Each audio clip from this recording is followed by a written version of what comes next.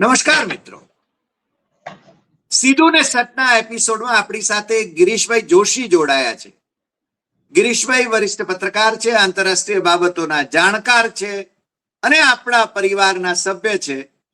એમને તમે સાંભળો છો અને ખૂબ પ્રેમથી એ આપણી ચેનલ પર આવે એવો આગ્રહ પણ રાખો છો. એ બદલ આપ દર્શક મિત્રોનો હું પણ આભાર માનું છું અને ગિરીશભાઈ આપનું સીધું ને સટમાં સ્વાગત કરું છું. ધન્યવાદ. આજે ગિરીશભાઈ, ગલ્ફના દેશોમાં જે પ્રકારનું યુદ્ધનું વાતાવરણ છે અને ટ્રમ્પભાઈ એ તમાચા મારીને પોતાના ગાલ રાતા રાખી રહ્યા હોય એવી પરિસ્થિતિ નિર્માણ થઈ છે અને છતાં ઓર ખીંચ મુજે જોર આતા હૈ એવી સ્થિતિમાં એ જોવા મળે છે. પાછા એમ કહે છે કે હવે તો નાટો દેશો પણ ટેકો આપવા માટે તૈયાર છે, પણ કોઈ પોતાના હિત જોખમમાં મુકાય એવું ઈચ્છતા નથી. જે ગલ્ફ કન્ટ્રીઝ છે, અમેરિકા જેનું સંરક્ષક બનીને એમને જ લૂંટી રહ્યું હતું, એ હવે મને લાગે છે અમેરિકાની જે ચાલ છે એનું સુરક્ષા કવચ જે છે ને બોધું નીકળ્યું છે એ ઈરાનની સામે ટકી શક્યું નથી.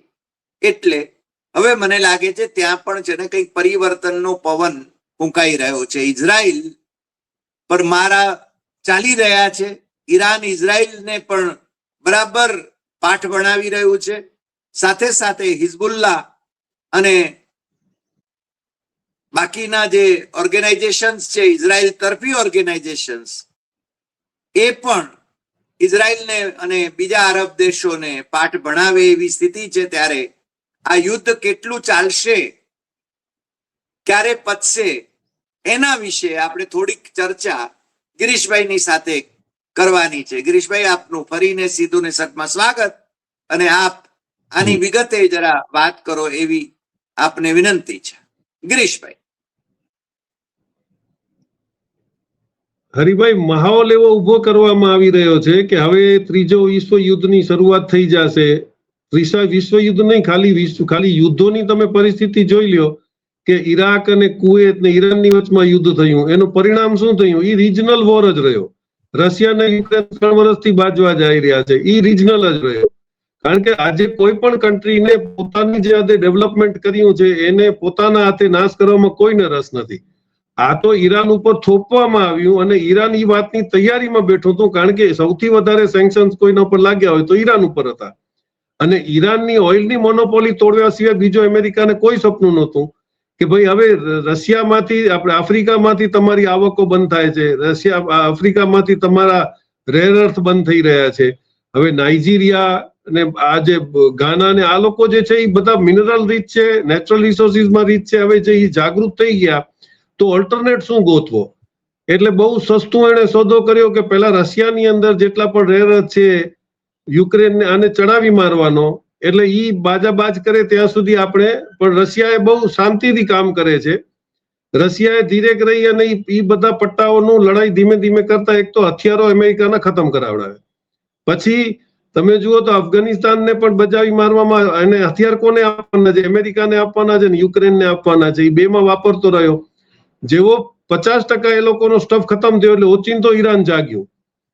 અને તમે જુઓ લેબનાનથી તરત જ થઈને હિઝબુલ્લાએ એટેક કર્યો અને ત્યાંથી ઈરાનને છેડીને લડાઈ શરૂ કરવામાં. એટલે આ લોકોએ જે પ્લાનિંગ 70 વર્ષથી કરી રાખ્યો હતો એનો રૂપરેખા હવે ખબર પડે છે કે આ લોકો કેવી રીતે પહેલા પોતાને સક્ષમ કર્યા. હવે તમે આ યુદ્ધની અંદર પરિસ્થિતિ જુઓ તો અત્યાર સુધી બધું બરોબર ચાલી રહ્યું હતું. હવે આમાં ઓચિંતું 2 દિવસ પહેલા તમે જુઓ તો F-16 પડવા માંડ્યા, F-35 પડવા માંડ્યા. આ એટલી બધી ડેવલપમેન્ટ ઈરાન પાસે ટેકનોલોજી કેવી રીતે આવી, જેનો અમેરિકાને એવું ઘમંડ હતું કે આ તો દુનિયાના ગમે ખૂણામાં જઈને બોમ્બાર્ડિંગ કરી અને પાછો હાલ્યો આવે, આને કોઈ ગોતી શકે નહીં. એને હેન્ડ લોડેડ ગન્સથી મારી નાખે છે આ લોકો, એના ડ્રોન્સ મારી નાખે છે.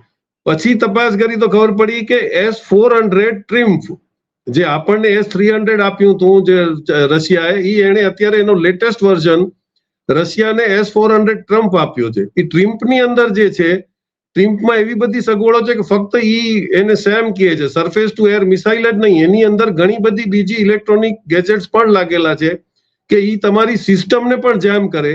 એટલે S-400 ને ખબર જ ન પડે કે ક્યાં જઈ રહ્યું છે, કારણ કે ઈ લોકો જીપીએસ બેઝ છે. હવે એના રેડિયો સિગ્નલ્સ ને બ્લોક કરીને હેવાયર કરે એટલે પાયલટને પોતાને ખબર ન પડે કે ઈ ક્યાં ઉડી રહ્યો છે. આમાં એક પ્લેન એવો થયો કે ઇજેક્ટ કરી ગયો ને પ્લેન ક્યાં પડ્યો, અત્યારે ડિક્લેર કરે છે કે પ્લેન ક્યાં છે અમને ખબર નથી, કારણ કે પ્લેન તો એના ગાઈડેડ રૂટ ઉપર ઉડ્યા રાખે છે, પણ પાયલટ ડરના મારે ઇજેક્ટ કરી ગયો છે. એટલે આજે પરિસ્થિતિ ઉભી થઈ તેમાં હવે ખબર પડી છે કે S-400 એટલે 400 કિલોમીટરની રેન્જમાં ઈ ગમે ઈ ઉડતી આઈટમને ગોતી, એના જો ઈ કદાચ સ્ટેલ્થ હોય તો એની ફાયર સિગ્નેચર ગોતે, ફાયર સિગ્નેચર ગોતીને પણ એને મારી નાખ્યા. પાછો આ લોકોની જેમ અલગ અલગ નથી, જેમ ઇઝરાયલ પાસે આયરન ડોમ હતો નાના ડિસ્ટન્સના કેપ્ચર કરવા માટે, પછી એની પાસે ડેવિડ સ્લિંગ હતું, પછી એરો 2 ને 3 હતા. આ તો મલ્ટીપર્પઝ S-400 છે, જ્યાં ઉભો હોય, અને એને એવા લગભગ 18 આપ્યા છે ઈરાનને. એટલે આખો કોર્ડન થયેલું છે. જમીન ઉપર તમે એની જીઓગ્રાફી એવી છે કે જમીન ઉપર તો તમે ખાલી વાતું કરો છો, તમે ઉતારી શકશો નહીં. હવે તમે અત્યારે એ સપોર્ટની અંદર જોર્ડન અને કુવેતે એમને એર સ્પેસ આપી છે. સાઉદી કહે છે પણ સાઉદી એ લોકોને એર સ્પેસ આપતું નથી. એટલે તેલેવીવ થી ચડી એ લોકો જોર્ડન ઉપર થઈ અને કુવેત ઉપર ત્યાં એક ટાપુ ઉપર ઉતારવાનો જે પ્રોગ્રામ કરી રહ્યા હતા, ત્યાં સુધી એ લોકોનો કુવેતમાં મોટામાં મોટો જે આર્મીનો સેન્ટર હતો અંડરગ્રાઉન્ડ, ઈ ઈરાને ઉડાડી દીધો. એટલે આ લોકોને ખબર પડી કે આપણે જે રીતે, અને ઈરાનની બહુ વ્યવસ્થિત વોર ગેમ છે કે તમે કરશો એટલે એનાથી મોટો હમલો અમે કરશું, એટલે તમને ખબર પડે કે અમે એટલા કેપેબલ છીએ. એટલે અત્યારે સક્ષમ થઈ ગયું છે, અને એની અંદર જીપીએસ ને એટલા રેગ્યુલર ફેલ કરી રહ્યા છે કે આજે આપણે એમ કોઈને પૂછો તો દુબઈ થી ને અબુધાબી થી ને ફ્લાઇટો ઉપડે છે, આવે છે, બધું છે, પણ રિસ્ટ્રિક્ટેડ છે. એનું કારણ છે કે આ લોકો એ એરિયાની અંદર શું ઊભું છે, કાં દરિયામાં કોઈક એવી શિપ ઊભી છે, અને કાં આ લોકોના કોઈક એવા એવેક્સ પ્લેન ઉપર ફરી રહ્યા છે. આ લોકોના જીપીએસ સિગ્નલો હેવાયા કરી નાખે. એ પ્લેનને ખબર નથી પડતી, 200 કિલોમીટર દૂર હોય ને એને એરપોર્ટ ઉપર દેખાય છે. મેં આપણે ફોટા મોકલ્યા કે ઝિગઝેગ બધા એમને પોતાને નથી ખબર પડતી કે અમે ક્યાં છીએ. એટલે આ ડરના લીધે, અને પછી એ લોકોએ જેવું એમ કીધું કે ભાઈ હવે અમે આને ફ્રી કરાવશું સ્ટ્રીટ ઓફ હોર્મુઝ ને, કે અમારી બધા પોતપોતાની કન્ટ્રીની શિપો જઈ એસ્કોર્ટ કરીને શિપો છોડાવશે. તો એને એક તો પેલા ત્યાં ડર દેખાડી દીધો કે ભાઈ લેન્ડ માઇન લગાડ્યા છે, સી ની અંદર માઇન્સ બિછાવી છે. હવે માઇન્સ બિછાવી એટલે શિપો બહુ વ્યવસ્થિત રીતે હટવા જાય છે, તો એટલો એરિયા નથી, કારણ કે 31 કિલોમીટરનો જ પટ્ટો છે. હવે એની બી બાજુમાં પાછું કતાર સાઈડનો છે એ શેલો છે. આમાં ઓછામાં ઓછા તમારે 15 થી 20 મીટરની ડેપ્થ હોય તો જ આ મોટી શિપો નીકળી શકે, એટલે થોડી ઘણી ઓછી હોય તો એ ગ્રાઉન્ડ થઈ જાય. એટલે આ ટેકનિકલી આ લોકોએ બહુ વ્યવસ્થિત ફક્ત નહીં યુદ્ધ કર્યો છે, આ લોકો ટેકનિકલી, ઇલેક્ટ્રોનિકલી બધી રીતે પોતાને સક્ષમ કરી હવે લડી રહ્યું છે. આ એનું રીત છે કે ઈ તું ગ્રાઉન્ડ ઉપર મરીન કમાન્ડોઝ મોકલી ન શક્યો, જમીન ઉપર તારા લડવા માટે માણસો તૈયાર નથી, તારા પોતાના એન્ટી ટેરરિઝમના ઇન્ચાર્જ એમ કે છે કે ભાઈ જયારે અમારી પાસે રિપોર્ટ હતો કે ઈરાન પાસે ન્યુક્લિયર વેપન્સ છે જ નહીં, તો આપણે આ યુદ્ધ કરવાની જરૂર જ નહોતી. એટલે ત્યાં એનો લોકલ ગ્રાઉન્ડમાં વિરોધ થઈ રહ્યો છે. અહીંયા એને જોઈ રહ્યું છે આપણું સપોર્ટ નથી. જાપાને ત્યાં જઈને કદાચ એવો ઈશારો કર્યો હોય કે ભાઈ અમે અમારી શિપ્સ મોકલશું, કારણ કે આજે પણ વર્લ્ડની અંદર જાપાનની નેવીનું નામ છે, દે આર વેરી એક્સપર્ટ, કારણ કે ઘણા વર્ષોથી દરિયાની અંદર એ લોકો લડી રહ્યા. એ જેવો મેસેજ આવ્યો એટલે તરત જ ઈરાને ઓફર આપી દીધી કે ભાઈ તારી શિપ અમે જવા દેશું, તને ગેસ જોઈએ તો અમે આપશું. એટલે જાપાનને ધંધો કરવો છે, યુદ્ધ તો પછી કરશે, કમાશે નહીં તો ક્યાંથી કરશે. એટલે ઈ પણ તૈયાર થઈ ગયા, એટલે એને વિડ્રો કરી લીધું. જાપાન કે ભાઈ યુદ્ધ નહીં, અમારી શિપો નીકળતી હોય તો અમે ધંધો કરશું. હવે આ જ પરિસ્થિતિ આવી ગઈ કે રશિયા ને ચાઇના ઉપરથી તને સેન્કશન હટાવી લેવા પડ્યા. આજની તારીખમાં લગભગ average 4,000 barrel, 4 lakh barrel per day તો રશિયા પોતે દરિયામાં અત્યારે વેચી રહ્યું છે. મોટામાં મોટો એનો જે કન્ઝ્યુમર છે એ ચાઇના છે.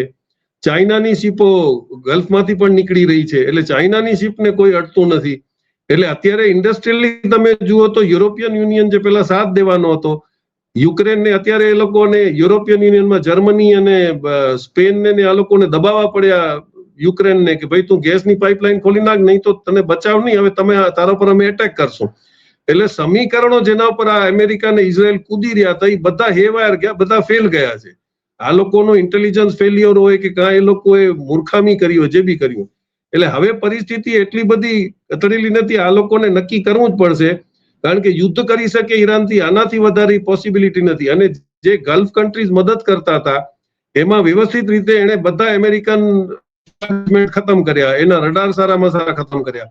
એટલે અત્યારે અમેરિકા ગલ્ફની અંદર પણ પંગુ છે. અને ગલ્ફના સ્ટેટ્સને પર્ટિક્યુલરલી જે જીસીસી કન્ટ્રી છે એને સમજ આવી ગઈ કે ભાઈ અમેરિકાના ભરોસે જાજાથી બેસા નહીં, કારણ કે હવે એ મદદ કરવાને લાયક પણ નથી રહ્યો.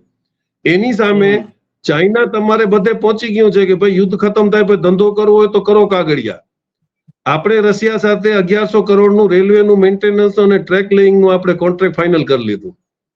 ચાઇનાને પણ આપણે 158% આપણે એનો ધંધો વધારી નાખ્યો, આપણે એનાથી ઇમ્પોર્ટ કરવા માંડી. એનું કારણ એક જ છે કે અત્યારે જેટલી પણ શિપો નીકળી રહી છે એ બધી યુઆનમાં પેટ્રોલ, એટલે પેટ્રોલ ડોલર ખતમ થયું, હવે પેટ્રોલ યુઆન ચાલુ થયું છે. હવે તમને માલ જોતો હોય તમે યુઆનનો મેળ કરો, ગમે અહીંયાથી બંદોબસ્ત કરો, એટલે યુઆન આપણને ભેગા કરવા પડશે.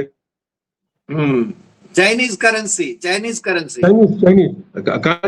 રશિયાનો તો ટ્રેડ બેલેન્સ એટલો નથી, આખા વર્લ્ડમાં કોઈનો ટ્રેડ બેલેન્સ તો સૌથી વધારે હોય તો, અને એ તો એની મરજી છે, યુઆનમાં માંગે. આપણે જેમ રૂપિયામાં છીએ તો કાલે આપણે સંબંધ રાખ્યા તો કદાચ ઈરાન એમ કે ભાઈ મને રૂપિયા લાવો. Right. we have missed that opportunity. ઈરાને તો આપણને બાર્ટરમાં આપ્યું જ છે ને ભૂતકાળમાં. આપણે આગળ મનમોહનસિંહને ડિસ્કસ બદનામ કરી કર્યા, મોદીએ મનમોહનસિંહને બદનામ કર્યા, પણ એ તો મને લાગે છે યોગ્ય જ વાત હતી ને. યુએન ના સેન્કશન માંથી નીકળવા માટે. ગિરીશભાઈ, એ શું વ્યવસ્થા હતી ઈરાન સાથેની? યુએન સેન્કશનમાં તમે ડોલરથી ડીલ કરો તો તમારા સ્વિફ્ટ થી ડોલર આગળ પાછળ થાય. જે અમેરિકનની આખી બેન્કિંગ સિસ્ટમ સ્વિફ્ટની અમેરિકાના કંટ્રોલમાંથી, દુનિયાનો ક્યાં પણ $1 અહીંયાથી ત્યાં થાય તો એ અમેરિકાને ખબર પડે નહીં, ધારે તો એ સ્વિફ્ટની સિસ્ટમ બ્લોક કરી શકે.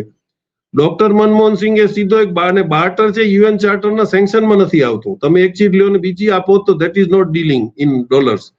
એટલે એમણે કલકત્તાના યુકો બ્રાન્ચની અંદર, યુકો બેંકની બ્રાન્ચમાં એક વોસ્ટ્રો એકાઉન્ટ ખોલ્યો. વોસ્ટ્રો એકાઉન્ટની અંદર આપણે જે તેલ લેતા હતા એના પૈસા જમા કરાવતા હતા, અને આપણે જે એમને ઘઉંને મોકલીને મદદ કરતા હતા એ ડેબિટ કરતા હતા. એટલે બેંકનું કોઈ તમને નથી, એટલે આપણે બઈ ખાતામાં આપણે ધંધો કરી રહ્યા હતા. એ ડોક્ટર મનમોહનસિંહનો દિમાગ હતો. આજે તમે એ જ કરી રહ્યા છો. આજે રિઝર્વ બેન્કે ઓફિશિયલી ઘણી બધી બેંકોને વોસ્ટ્રો એકાઉન્ટ ખોલવાનું કીધું કે તમને જે કરન્સીમાં પૈસા રાખવા એમાં રાખો, કારણ કે તમને ખબર નથી કાલે રશિયા એમ કહેશે કે મને રૂબલમાં પેમેન્ટ કરો, તમને રૂબલ પણ જોશે. તમને કાલે ચાઇના કહેશે યુએનમાં પૈસા આપો તો માલ આપું તો ઈ થશે ને. ઈ જ ઈરાન અત્યારે કરાવડાવી રહ્યું છે કે અરબ કન્ટ્રીઓને બ્લેકમેલ કરીને કે સાઉદી વાળાઓને ગમે એમ પટાવીને, જેમ એમને ડોલરની એગ્રીમેન્ટ 74માં કરાવી હતી કે તમે જેટલું પેટ્રોલ વેચશો એ બધો ડોલરમાં, એટલે પેટ્રોલ ડોલરની એગ્રીમેન્ટ 2025માં પૂરી થઈ ગઈ. સાઉદી એને રિન્યુ નથી કરી. એનો ઉપયોગ અત્યારે બરોબર ચાઇના કરી રહ્યું છે. ચાઇના પોતે બજારમાં નથી આવ્યો. ઈરાન કહી રહ્યું છે કે ભાઈ મને યુઆનમાં જોઈએ છે, કારણ કે મારો ઘણો બધો ધંધો ચાઇનાથી ચાલે. 90% એમનો પેટ્રોલિયમ ચાઇના લઈ રહ્યું છે. એટલે ઇકોનોમિક સમીકરણો બદલાય છે, ટેરેટરીઝ બદલાય છે, સમજદારી બદલાણી, અને જે યુદ્ધ કરવાની પરિસ્થિતિમાં અત્યારે જુઓ તો ટર્કી ચેન્જ થઈ ગયું. ટર્કીનો તમને એક ઇન્સિડન્ટ આપી દઉં. 3 દિવસ પહેલા ટર્કી ઉપર ઈરાને હુમલો કર્યો એના અમેરિકન બેઝ ઉપર.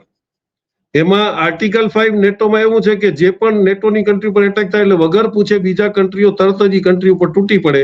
એટલે તરત જ 1 કલાકમાં ટર્કીએ મેસેજ આપ્યો કે ભાઈ આર્ટિકલ 5 આની અંદર લાગુ પડશે નહીં, કારણ કે અમને આગળ ચેતવણી આપેલી હતી અને આ યુદ્ધ થયો છે, અમે બચાવી શક્યા નહીં. એમ કરીને ટર્કી, એનો મતલબ એ થયો કે ટર્કીનો રવૈયો બદલાણો. એ નેટોમાં હોવા છતાં હવે એ નેટો ભેગો નથી, કારણ કે યુકે નીકળી ગયું, જર્મની નીકળી ગયું, સ્પેન નીકળી ગયું, ઇટાલીને હવે રહ્યું કોણ? છેલ્લે જાપાન વધ્યું હતું, જેની પાસે પૈસાનો આશરો હતો, કારણ કે સૌથી વધારે ટ્રેઝરી બોન્ડ અમેરિકામાં અત્યારે જાપાનના પડ્યા છે 1.3 ટ્રિલિયન.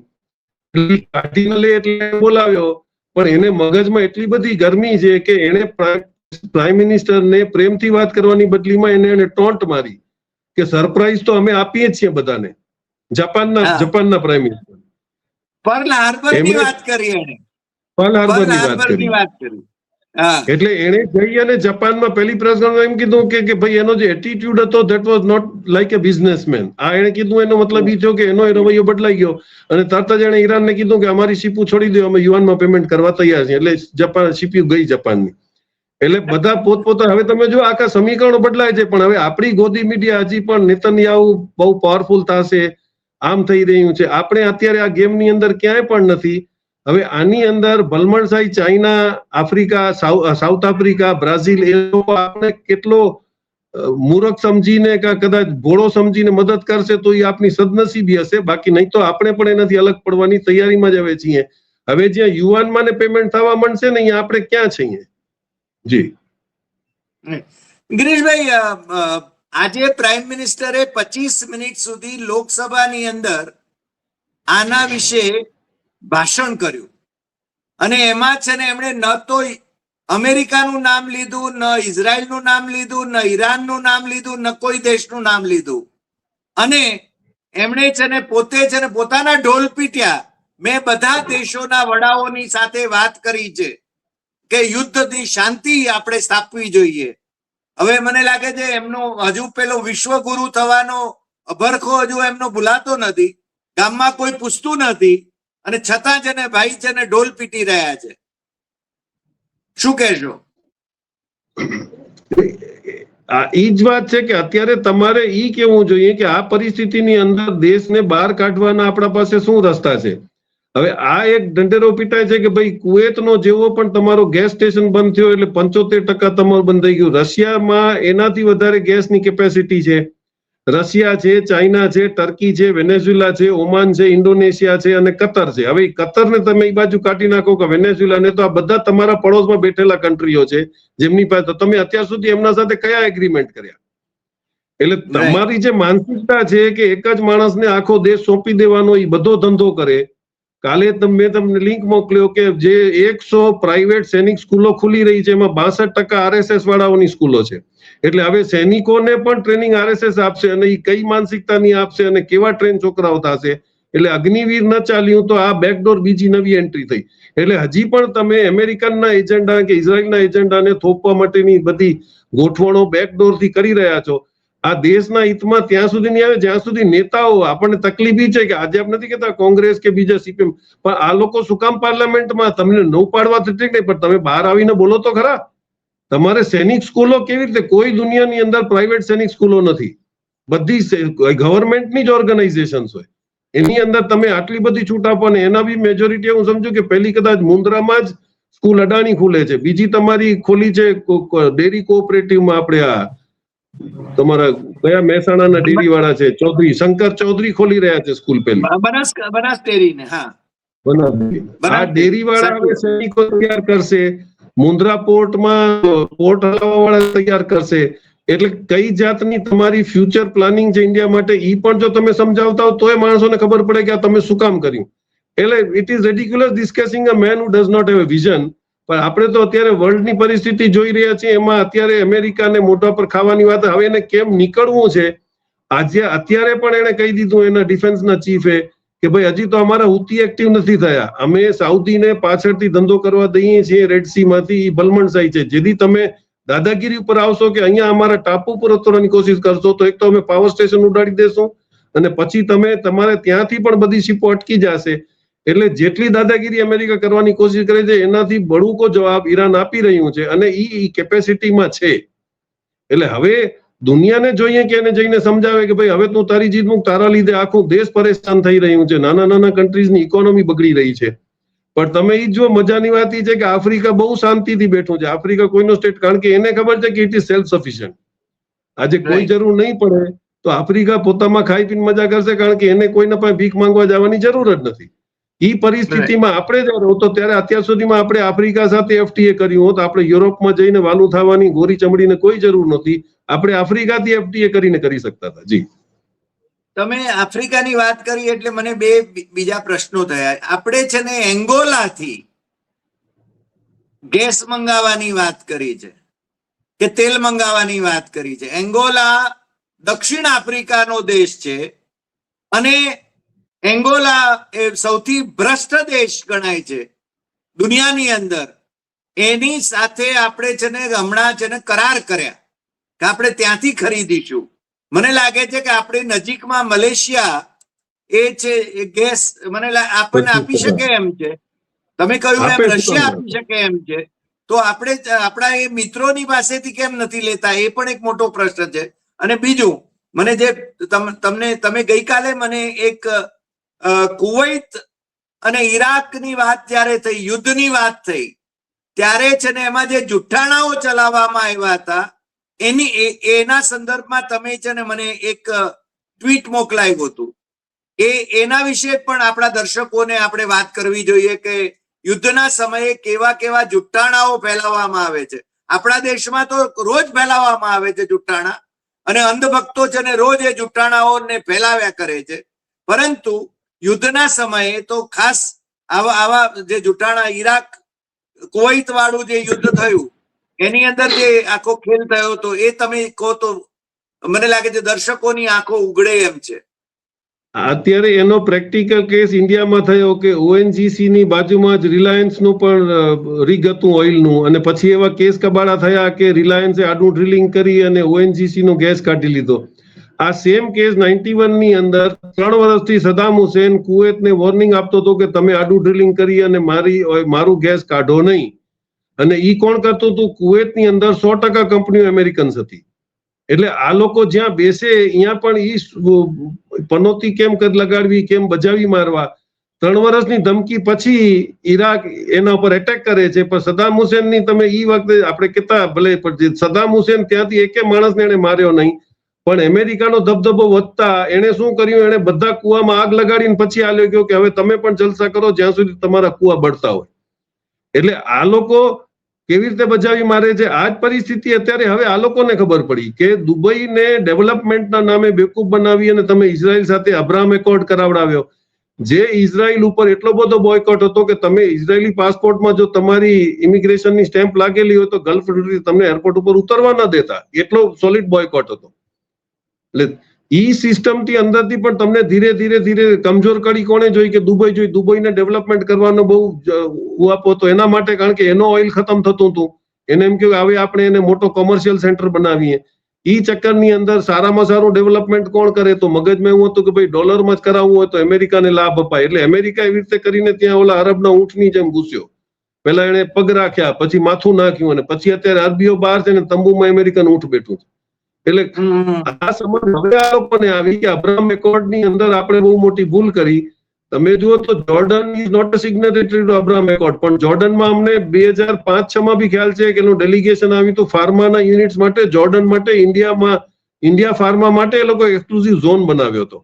અમે ઈ સેમિનારમાં ગયા હતા તો એમ કીધું કે અમારી એગ્રીમેન્ટમાં એટલું છે કે તમારે 15% એપીઆઈ ઇઝરાયલથી લેવું, અમારી એટલી જ અરેન્જમેન્ટ છે, બાકી અમારી બીજી કોઈ એના સાથે અરેન્જમેન્ટ નથી. તો તમને હેલ્પ જ કરવી હતી ઇઝરાયલને તો ઇકોનોમિકલી કરો, તમે એને ઘરમાં કેમ ઘૂસવા દીધો? હવે અત્યારે તમે એની એમ્બેસી બનાવવા દીધી. એટલે આ નારાજગી સાઉદી અરેબિયા અને યુએ ની ત્યારથી ચાલુ થઈ છે, કારણ કે આજની તારીખમાં પણ Saudi Arabia does not like that Abraham accord. એટલે આજે અંદરો અંદર પછી ઝઘડા થયા, પછી સુદાનમાં એ લોકોને બેને બચાવી માર્યા, સોના ઉપર બેને ઝઘડા થયા. અત્યાર સુધી સોનું દુબઈ કાઢતું તો વાંધો નતો. ઈ વાત પબ્લિકમાં લાવવા વાળું કોણ? તો ઈ ઇઝરાયલ અને અમેરિકા. પછી બેને બચાવી માર્યા કે આ લોકો ફંડિંગ કરે છે. પછી દુબઈની અંદર આ પેગાસીસ છે સૌથી પહેલો ઉપયોગ થયો એ યુએઈમાં થયું છે. યુએઈમાં એ લોકોની જાસૂસી કરવા માટે કે તમે જુઓ તમારી વિરુદ્ધ કોણ કોણ ષડયંત્ર કરી રહ્યું. એટલે એ પેગાસીસ જે આપ્યો છે એ બજાવી મારવાનો ધંધો છે. એની બરબાદીના આપણે પણ સબૂત આપણી પાસે છે. એટલે આ ઘણી બધી ડિપ્લોમેટિક ગેમ્સ અંડરગ્રાઉન્ડ ચાલતી હોય છે. તમારી એમ્બેસીનું કામ ઈ જ હોય કે તમારા રોનું કે એનઆઈએ કામ ઈ હોય કે તમે ગોતો. અત્યારે તમે મજબૂરીમાં કાં તો કોઈ લીકેજથી તમે અત્યારે એક અમેરિકન અને 14 આપણે આ યુક્રેનિયનને પકડ્યા છે. એ અહીંયાથી વિઝિટર વિઝા આવ્યા હતા એમ કહીને કે અમે રિપોર્ટર છીએ અને અમે ફિલ્મ મેકર છીએ, અને ઈ લોકો લડાઈના ડ્રોન લઈ આવી અને મિઝોરમમાં જઈ અનઓફિશિયલી મિઝોરમથી જે મ્યાનમારમાં ગયા, અને મ્યાનમારમાં વિરોધીઓને આ લોકોએ ડ્રોનની ટ્રેનિંગ આપી પકડાઈ ગયા છે એરપોર્ટ ઉપર કલકત્તાના. હવે તમે ઈ જુઓ કે પકડાયા પછી 2 ફેમસ વકીલ અને એમ્બેસીના તમારા ગોર પણ ત્યાં પહોંચી ગયા હતા એમ્બેસેડર એને બચાવવા માટે. એનો મતલબ ઈ થયો કે તમારો એજન્ટ હતો ને હવે ખબર પડી કે ઈ સીઆઈએ નો જૂનો એજન્ટ છે અને કેટલી કન્ટ્રીની અંદર આવી રીતે ધંધા કરી આવે. એટલે બધાએ આવા સ્ક્રૂ ડ્રાઈવર રાખ્યા છે. બાઇડને ડોનાલ્ડ લુ રાખ્યો તો આપણે વાત કરી ગયા હતા. ડોનાલ્ડ લુએ પાકિસ્તાનમાં માથાકૂટ કરાવી, બાંગ્લાદેશમાં કરાવી, ઇન્ડિયામાં ચેન્નઈમાં આવીને પછી શ્રીલંકા ગયો તો શ્રીલંકામાં કરાવી. એટલે આવા બધા કેરેક્ટરોને તમે વોચમાં જ્યાં સુધી નહીં રાખી શકો તો તમારી હોશિયારી ખાલી ઈડીને સીબીઆઈમાં પાર્ટીઓને તોડવા માટે નહીં, આ તમારી બોર્ડરો કેવી રીતે સીલ કરવી અને કેવી રીતે ઇન્ટેલિજન્સ ગેધર કરવું એમાં જો તમે એનો પાવર યુઝ કરશો તો તમે સેફ રહેશો.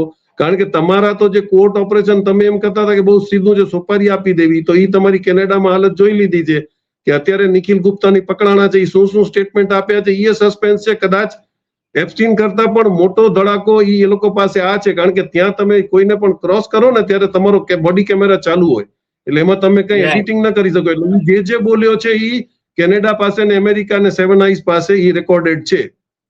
એટલે Right. ઘણા બધા ડિપ્લોમેટિક કોમ્પ્લિકેશન છે. એમાં તમારી જો બહુ હોશિયારી ન હોય તો તમારે બીજા એક્સપર્ટોને ભેગા રાખીને એમાં સલાહ સૂચન કરાય.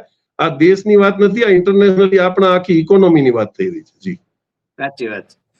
ગિરીશભાઈ, આજે આપ અમારી સાથે જોડાયા અને આટલી વિગતે વાત કરી, અને મને લાગે છે કે દેશની અને દુનિયાની વાત ક્યાં સાવધાની રાખવાની જરૂર છે, શાસકોએ પણ એ છે ને એની વાત કરી, દેશનું હિત ક્યાં છે એની વાત કરી, એ બદલ આપનો ખૂબ ખૂબ આભાર.